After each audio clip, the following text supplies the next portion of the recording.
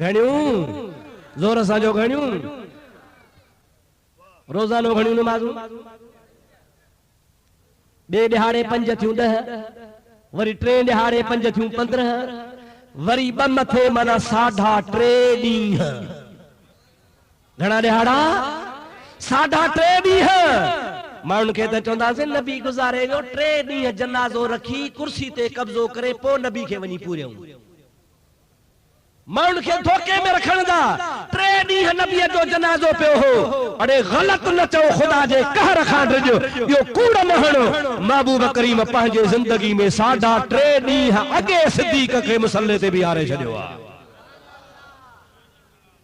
3 ॾींहं नबी जो जनाज़ो कोन पियो हो तू माज़ अल्लाह गलत माण्हुनि खे न ॿुधा ॻाल्हि असुरी हीअ हुई त सुहिणे नबी खां चओ सल्लल्लाहु अलैहि वसल्लम आखिरी टाइम ते पुछो थन या रसूल अल्लाह अवां जी नमाज जनाज़े जी केर पढ़ाए पाण फरमाइन था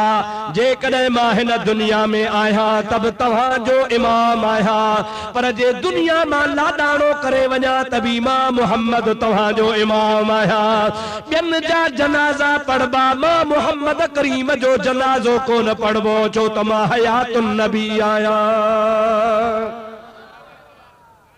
या रसूल अल्लाह पो छा कबो पाण फरमाइन था मुखे पांजे घर खां बाहर न कढजो उन घर में मुंहिंजी जिस्म खे रखजो ऐं मुंहिंजे जिस्म जी घर में ज़ियारत कजो जनाज़ो ॿियनि वांगुरु कोन पढ़बो मुंहिंजे मथां कतारूं ॿधी बीही सलातो सलाम पढ़जो अस्सलातो वस्सलाम अलैका या रसूल अल्लाह ॾाढे चओ अस्सलातो वस्सलाम अलैका या हबीब अल्लाह अस्सलातो अस्सलाम अलैका या नबी अल्लाह ओ जेतरा मापी सघो ओतरा मुझे हुजरे में अचजो उहे सलाम पढ़ी निकरण पो वरी ॿियनि खे वारो ॾिजो उहे सलाम पढ़ी निकरण वरी टियनि खे वारो ॾिजो खुदा जो कसम आहे एतरा परवाना गॾु थी आ जो घर सोड़ो आ नंढड़ो हुजरो आ अम्मा आशा सिद्दीका वारो हुजरो आ जंहिंमें मध 8 10 9 माण्हू पे आया वधीक कोन पे आया हबीब जी ज़ियारत कंदा सलातो सलाम पढ़ंदा पे विया आशिकन के मौक़ो ॾिनो आ हज़ारे माण्हू गॾु थी आ इन जे करे सूमर जो ॾिहाड़ो अंगारे जी रात अंगारे जो ॾिहाड़ो अरबा जी रात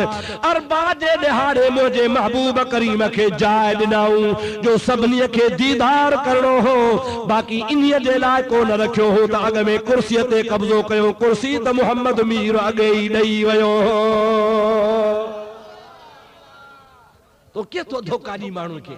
छो तो माण्हू खे बेवकूफ़ बणाई त सही नबी करीम खे दफन कोन पे कयूं नबी जे जिस्म जी परवाह कानन अड़े मुंहिंजे महबूब जो जिस्म को ॿिए जे जिस्म जहिड़ो कोन हो मां तो चा जे क़यामत ताईं रसूलुल्लाह जो जिस्म पियो हुजे हा तब सलामत ऐं पाक हो तो जो मुझो जिस्म कोने जो 2 कलाकनि खां पोइ तब्दील थी वञे फाटी वञे ख़राब थे न नबी करीम जी ज़ात फरमाईंदा नबीउल्लाह हय्युन व युरज़क़ अल्लाह जा नबी ज़िंदा हूंदा आहिनि ख़ाली ज़िंदा न हूंदा आहिनि अल्लाह जा नबी रिज़्क़ बि वापराईंदा आहिनि मुझा दोस्तों इस्लाम जा दुश्मनी आ मुसलमानन के मुसलमानन खां नफरत करण जो हिकिड़ो तरीक़ो आ ऐं मुसलमानन अहिड़नि खां नफरत ॼाणण जे लाइ माण्हुनि खे प्रोपगंडा कई थी वञे जेके सुहिणे नबी जा वफ़ादार हा चओ सुभान अल्लाह हाणे हेॾे बहार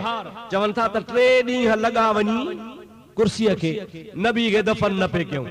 हाणे मां तव्हां खां हिकिड़ो सुवाल थो कयां लाड़काणे वारा महिरबानी करे ॿुधाइजो